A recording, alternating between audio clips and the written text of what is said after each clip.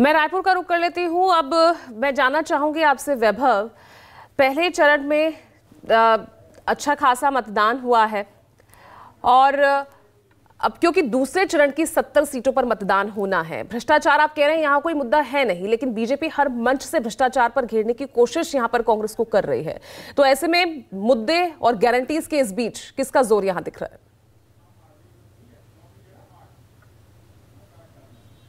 देखिए पूजा, मुद्दों की बात से पहले समीकरण भी आप समझिए। 2018 में जिन 70 सीटों पर चुनाव हुए थे, जो कि अभी होने हैं दूसरे चरण के में, उन 70 सीटों में कांग्रेस पार्टी को 51 सीटों में जीत मिली थी और बीजेपी को 13 सीटों में, जोगी कांग्रेस को 4 सीटों में और बहुजन समाज पार्टी को 2 सीटों में जीत हासिल हुई थी। इन 70 सीटों में सबसे महत्वपूर्ण जो सीटें हैं वो मुख्यमंत्री भूपेश बघेल का पाटन सीट है, अंबिकापुर में उप मुख्यमंत्री टीएस सिंहदेव का सीट है, साजा में वरिष्ठ मंत्री रविंद्र चौबे की सीट है, गृह मंत्री ताम्रध्वज साहू की दुर्ग ग्रामीण की सीट है। इसके साथ ही अनिला भेड़िया जो एकमात्र महिला मंत्री थी, उनकी सीट डोंडी लोहारा की है।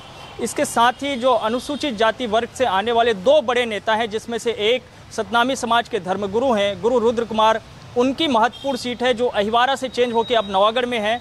नवागढ़ की सीट भी बहुत इंपॉर्टेंट है। इसके साथ ही आरंग की सीट है, जहां से शिव डहरिया जो कई बार जो है विधायक रहे हैं और मंत्री हैं, उनकी महत्वपूर्ण सीट है। तो ये वो महत्वपूर्ण सीटें हैं जहां पे इस बार चुनौती बिल्कुल अलग है, 2018 के लिहाज से बिल्कुल अलग है और ज़्यादा दिक्कत है उन तमाम नेताओं को। यहाँ तक कि मुख्यमंत्री भूपेश बघेल की सीट पर भी चुनौतीपूर्ण मुकाबला है, क्योंकि वहाँ से बीजेपी ने विजय बघेल को उम्मीदवार बनाया है और विजय बघेल रिश्तेदारी में भूपेश बघेल के भतीजे लगते हैं। विजय बघेल एक बार मुख्यमंत्री भूपेश बघेल को चुनाव हरा चुके हैं। अब उसी सीट पर अमित जोगी की भी एंट्री हो चुकी है, जो कि स्वर्गीय अजीत जोगी के बेटे हैं और इस वक्त जोगी कांग्रेस की कमान संभाले हुए हैं, वो भी पाटन से लड़ रहे हैं। तो वहाँ मुकाबला दिलचस्प हो गया है। साजा विधानसभा की सीट इसलिए महत्वपूर्ण है क्योंकि आपको याद होगा कुछ दिनों पहले एक सांप्रदायिक हिंसा की घटना वहाँ पे हुई थी और वहाँ पे जो पीड़ित परिवार है, उनमें से जो मृतक के पिता हैं, उनको उम्मीदवार बीजेपी ने बनाया है और उसे पूरे राज्य भर में भुनाने की कोशिश हुई है। तो वहाँ की सीट बहुत महत्वपूर्ण हो गई और मुकाबला बड़ा रोचक हो गया है। तो ये जो पूरा जो समीकरण इस बार का है 2023 का, वो बिल्कुल अलग है 2018 के मुकाबले। 2 महत्वपूर्ण बात कह के जो है मैं अपनी बात को ख़त्म कर रहा हूँ। 2018 के ठीक चुनाव से पहले जिस अडानी को लेकर कांग्रेस पार्टी जोर लगा रही है, वहाँ हसदेव अरण्य का बहुत बड़ा मुद्दा था। 2015 में राहुल गांधी उसी इलाके में गए थे, मदनपुर में उनकी सभा हुई थी और आदिवासियों के साथ वो खड़े हुए नजर आए थे।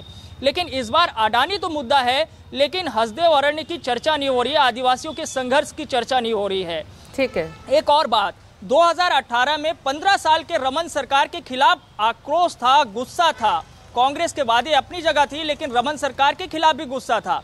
इस बार 2023 में भूपेश बघेल सरकार के खिलाफ गुस्सा नहीं है, लेकिन विधायकों के खिलाफ नाराजगी दिखी है और यही वजह है कि कांग्रेस पार्टी ने 22 विधायकों की टिकट काटी, उन्हें इस बार मैदान में नहीं उतारा। रणनीतियों में यहाँ पर बदलाव हमें दिखा है, चाहे मध्य प्रदेश की बात कर लो या फिर छत्तीसगढ़ की बात कर